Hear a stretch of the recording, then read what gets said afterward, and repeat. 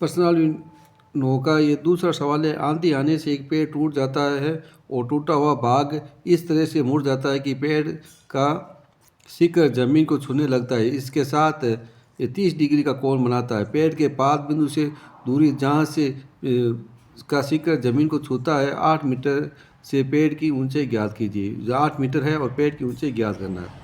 ये हमारे पास ए और ये बी, ये पेड़ की ऊंचाई है। बिंदु सी से पेड़ टूट जाता है।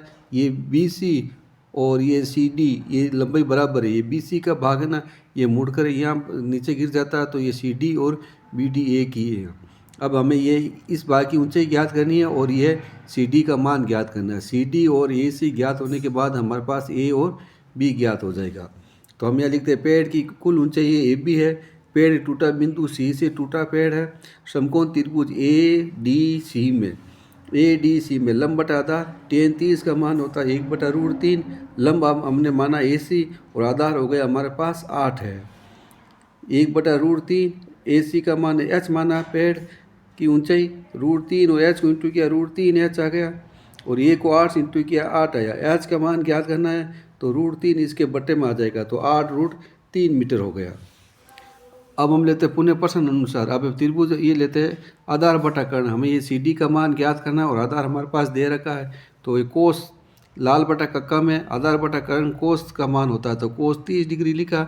आधार आ गया हमारे पास 8, कर्ण सी डी का मान हमें ज्ञात करना है और कोस 30 का मान होता है √3/2। वज्र गुणा किया तो सी डी इंटू √3 हो जाएगा।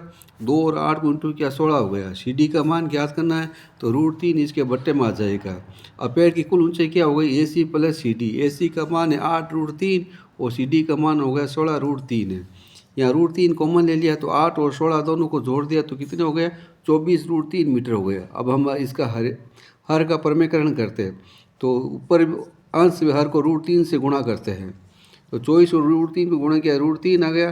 3 को √3 से गुणा किया 3 और 24 √3 को गुणा किया तो 24√3 हो गया। 3 का भाग 24 में गया 8, तो 8√3 मीटर इसके कुल ऊंचाई हो जाएगी। अब √3 का मान होता है 1.732। 8 को 1.732 से गुणा किया तो हमारे पास 13.856 मीटर आया। तो पेड़ की कुल ऊंचाई हो गई 13.85 मीटर।